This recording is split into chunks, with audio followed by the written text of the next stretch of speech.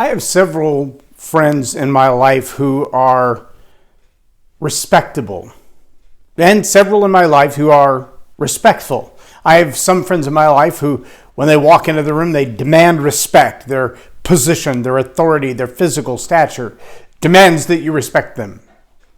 And then others who walk in the room in a very quiet, demure way, they get respect. You might say command respect.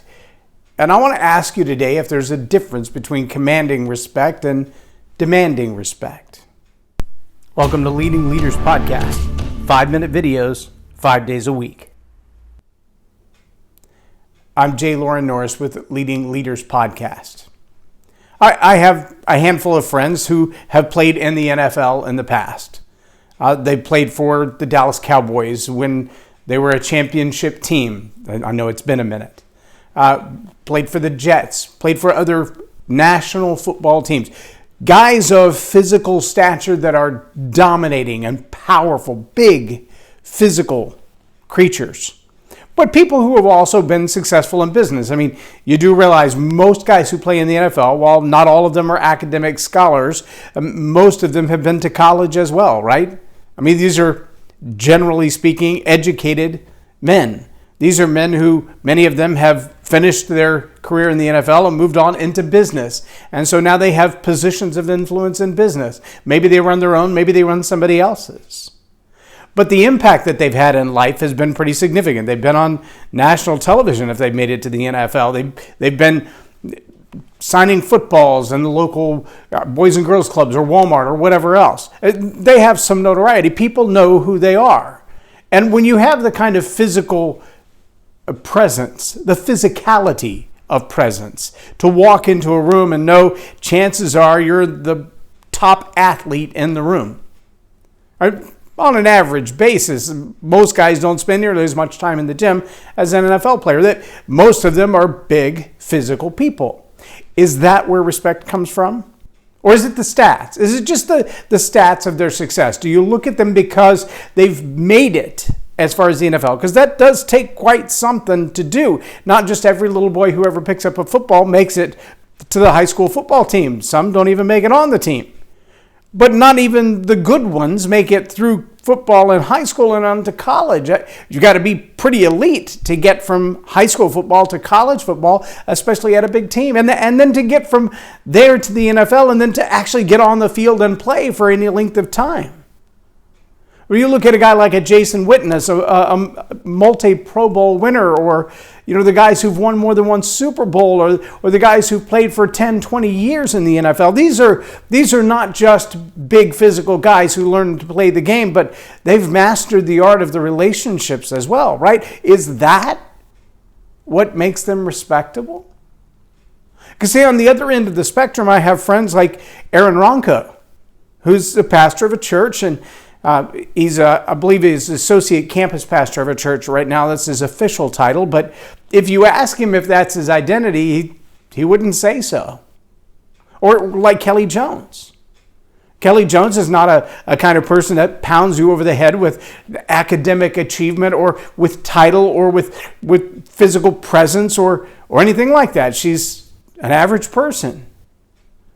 But she is on staff of a large church at a campus, and when you ask, is that your identity? Is that what makes you who you are? Is that how you command respect with that title? No, it's not. So then what are the qualities that cause us to look at someone that we respect and say, is it their physical presence? Is it their amount of wealth? Is it the financial backing that they have? Is the education they have? Is the title they have? And the answer usually is no, it's none of that. But let me offer you this challenge, because I know right now you're waiting for me to give you the answer, and I'm not going to right now, and there's a reason that I'm not. And the reason is this. If you can't identify what it is about the people that you respect, their attitudes, their actions, their behaviors, their beliefs, if you can't look at someone that you respect and go, here are the top 5 reasons that I respect them, then the chances that you can model that behavior are zero. See, what I don't want to do is give you a checklist of reasons that you should respect someone. What I want to do is ask you the question, why do you respect the people that you respect? And then I think the immediate follow-on question is, if you can identify why you respect the people you respect, maybe pick 5. Pick 5 people. Pick 5 traits. And then say to yourself, these are the top 5 traits that I respect about that person and that person and that person and that person and that person. See if maybe there's a common denominator.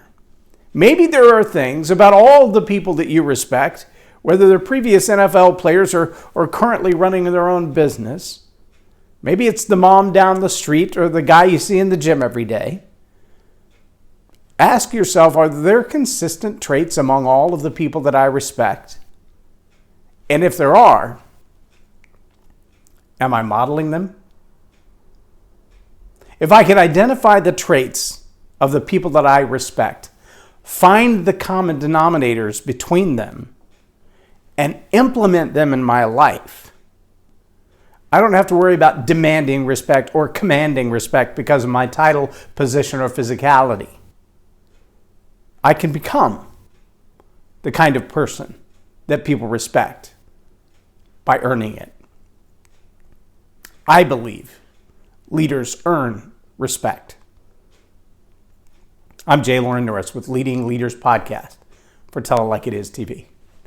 Have a blessed day. Subscribe now for our extensive video library of leadership lessons promoting faith, family, and freedom. Leadership team. If attitude is going to have a deep impact on your business and bottom line, make it a positive attitude with a positive impact. Visit jlorennorris.com/attitude hack